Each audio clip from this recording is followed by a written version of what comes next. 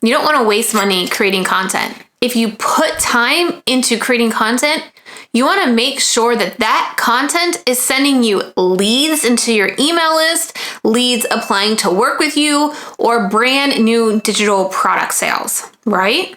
So if you aren't using a strategic YouTube marketing plan, is your content even making you any money? Yes, YouTube has been around for a while, and I've absolutely been singing its praises for over 7 years now, especially when it comes to building and growing an online business. In fact, I've been talking about this since 2016. And even though me telling everybody who's been watching how important YouTube content has been to my business success, in fact, 7 years of consistent business growth with no reliance on Facebook ads or any ads, it still hasn't set in with so many people that the work you put into YouTube is by far worth it. But more and more entrepreneurs are talking about the importance of YouTube in their content marketing and even their business marketing plan. Everybody from Sunny Lenarduzzi saying she only posted about 36 videos last year alone, and each video generated about $150,000 in sales for her per video. And Vanessa Lau talking about how important organic content is and calling out business owners who are likely to spend $30,000 on ads, but not $30,000 on an organic content strategy. So many multi-7-figure business owners are singing the praises of YouTube and really putting a lot of their eggs in the YouTube basket. So here we are in 2023, and I'm actually going to be kicking up my YouTube marketing plan. And I want to share with you exactly what I'm planning to do here on YouTube with my marketing strategy to continue to grow my business while focusing on creating less content. I think it's also really important before I dive in to really lay out all the benefits that YouTube offers. So first up, it has searchability, meaning your YouTube videos can be found when your target audience needs you most. It can be found on Google and on YouTube, search-driven traffic, which is being pulled towards your target audience when they need you most. Not you pushing your content on them, but them pulling the content. The second benefit is evergreen content. Look, if you're tired of constantly posting on Instagram, that's because your content over there is expiring within 24 hours.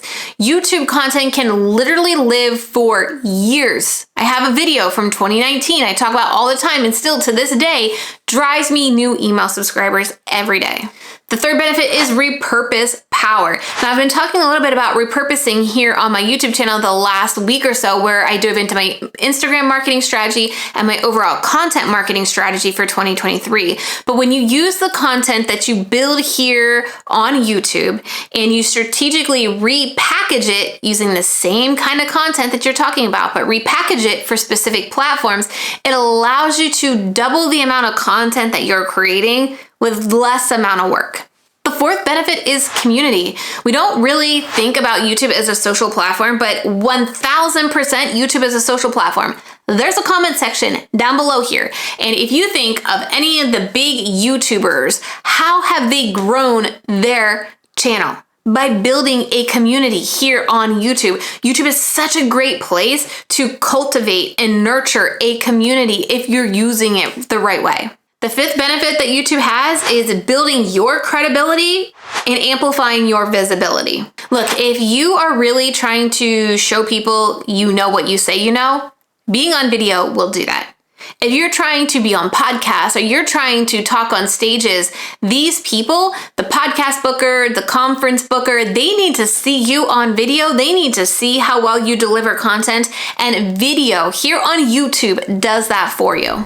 Before I share what I think is the best YouTube marketing strategy for your business here in 2023, I do want to touch base on two controversial issues, I would say, that come up when people are deciding if they are going to invest in creating content here on YouTube. That first thing is the length of time it takes for you to see a return on investment in your YouTube content. Yes, no one's blowing up their YouTube channel overnight.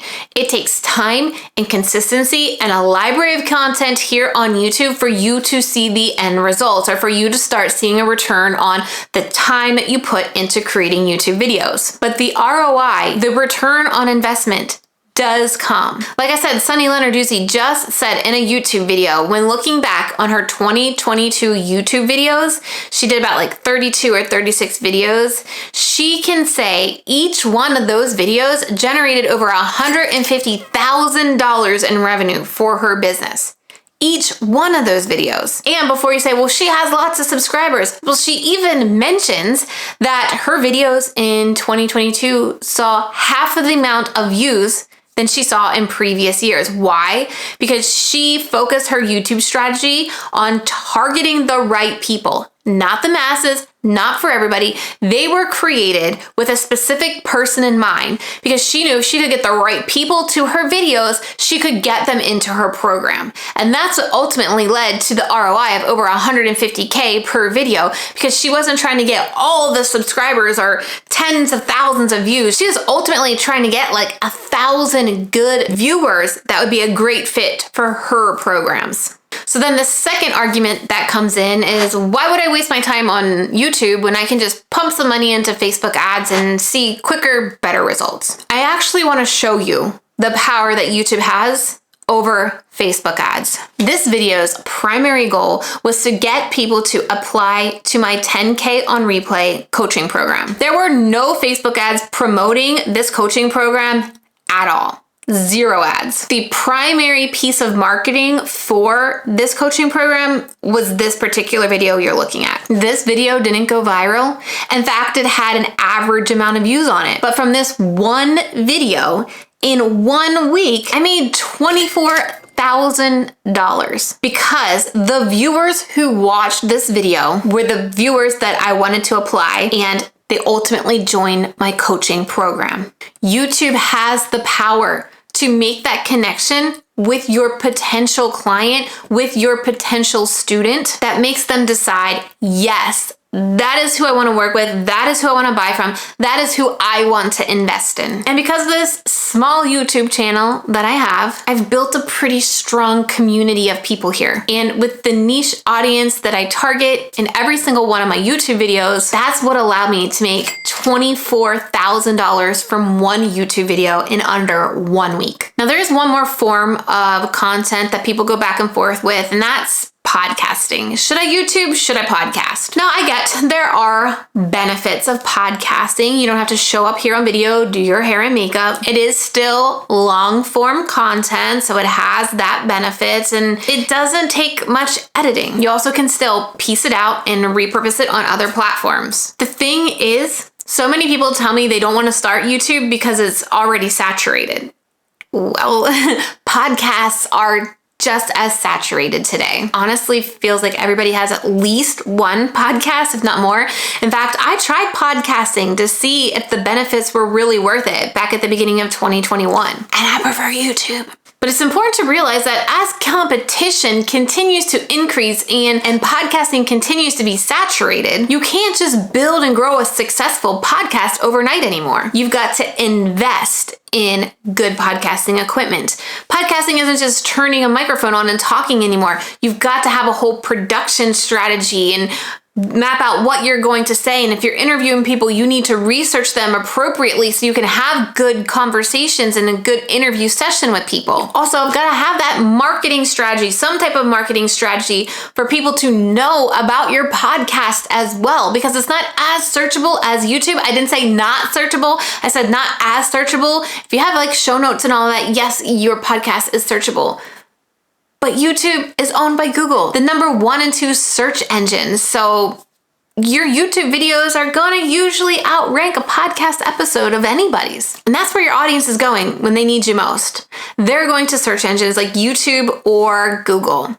So why not show up with content when they're looking for you the most? Okay, so if you're thinking about putting time into some particular piece of long form content here in 2023, I just encourage you to look at the pros and cons of all of them and just really think about which one would be the smartest investment in your time. I'm not going to tell you what the right answer is. I know everybody has different needs and they enjoy different forms of content, but just think about it. But let's say I've sold you on YouTube. You're ready and you know you need YouTube. You've been putting it off for far too long, and you're ready to know what your 2023 YouTube marketing strategy should look like. So the first thing that I would recommend and what I'm working on is something that goes against all YouTube advice, and it's to break the niche mold. Now, there's a caveat here, and I'm going to explain what that means when it comes to breaking the niche mold. We've been told so long to niche, niche, niche. That's how you'll blow up on YouTube. The problem is, a lot of us have niched down so far that it's hard to reach a new audience. So for example, my niche on YouTube has been business owners wanting to use YouTube. It makes it very hard for me to reach business owners looking for content platforms that don't already know it's going to be YouTube. Maybe YouTube is not an option for them. They don't know how YouTube could be an option for them, or they don't even know YouTube exists for this content strategy. So what has happened over the years is my audience kind of dried out. I couldn't really reach new people. I got tired of talking about YouTube strategy. My audience got tired of hearing about YouTube strategy every single week, which just led me to getting unmotivated and my content really being sloppy and uninspiring. So I'm going to crack my niche, so to speak. And what that means is I am going to still be in the online business space, but so many of my audiences here want to know, well, how is YouTube taking you to that next step? How are you building that business? How are you creating the courses? How are you hiring team members? How are you creating consistent income? And while YouTube is a huge piece, it's just a small sliver of how I've been able to grow my business year after year after year. And my audience wants to know that. And it's going to allow me to reach more people who are looking for topics like building a team, outsourcing, how to hit consistent income, turning things on Evergreen, right? It broadens my audience. Now, I'm still in a niche. I'm still in the online business space, right? I'm not going to go post a video next week talking about how I organize my closet. First of all, it's not. But that is not what my audience is going to connect with. It's going to be topics around building an online business, how to get to a six-figure business. And that could be talking about Instagram like I did last week. That could be talking about email marketing like I am next week. That could be talking about YouTube as well. But it gives me more topics to share with you that excite me and that are going to be helpful for you.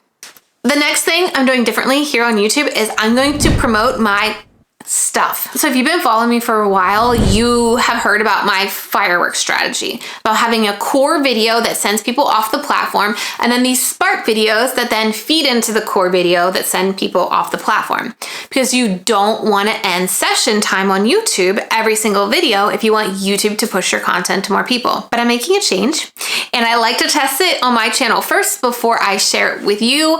And I'm going to mention my stuff in every single video. And when I say mention it, I always think of Real Housewives of New York, Bethany yelling, "Mention it all!" But I really want to utilize YouTube for the growth of my business, for the increase in revenue in my business. If I'm making hundreds of thousands of dollars in my business, who cares if I have 100,000 YouTube subscribers? So as you watch my videos this year, you're gonna see me mention things like my program Going Video, where I literally share with you my viral video script template, my YouTube workflow, all the equipment that I use to create my video content, how I film my Reels production board. That is available at trenalittle.com/going video for just $37.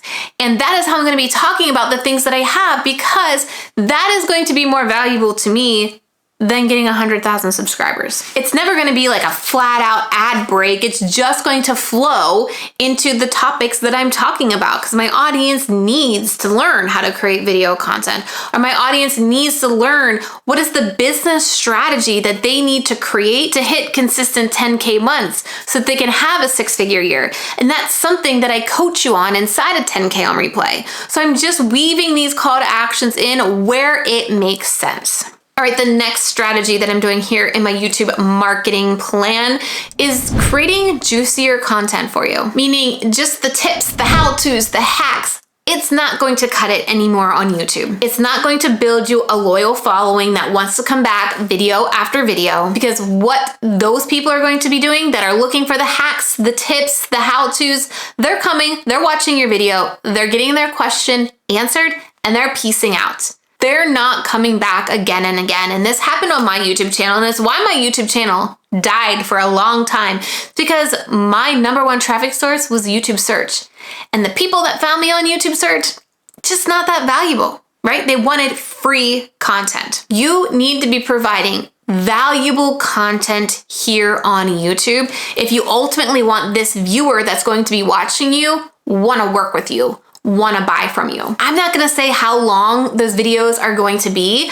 I just know what I want to share, and when I script it out, that's how long these videos ultimately become. But I want you to understand, the more content you share on YouTube doesn't mean the less people are going to buy from you, because everything that we talk about is somewhere online.